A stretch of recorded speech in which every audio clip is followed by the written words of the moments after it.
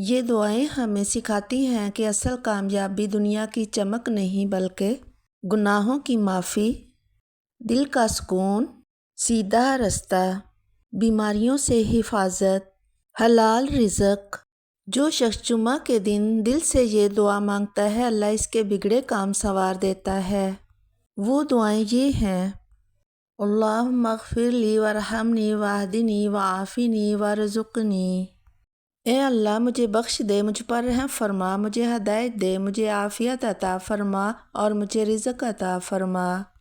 سوچئے اگر ہم اس دن اللہ سے مغفرت، رحمت، ہدایت، عافیت اور رزق سب ایک ہی دعا میں مانگ لیں تو ہماری زندگی کیسے بدل سکتی ہے۔ دوسری دعا: اللہم اغفر لی ولوالدی وللمؤمنین۔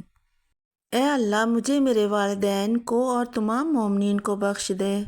تیسری دعا: اللہم اشرح لی صدری ویسر لی امری۔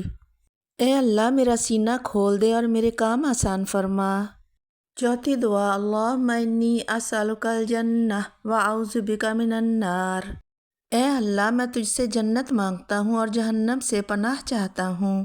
مختصر پیغام: جمعہ کا دن دعاؤں کا خزانہ ہے۔ یہ وہ دن ہے جب آسمان کے دروازے کھلے ہوتے ہیں اور رب قریب ہوتا ہے۔ جمعہ کے دن دعا قبول ہونے کی خاص گھڑی کون سی ہے؟ نبی کریم صلی اللہ علیہ وسلم نے فرمایا، جمعہ کے دن ایک ایسی گھڑی ہے کہ اگر کوئی مسلمان بندہ اس وقت اللہ سے کوئی بھلائی مانگے تو اللہ ضرور عطا فرماتا ہے۔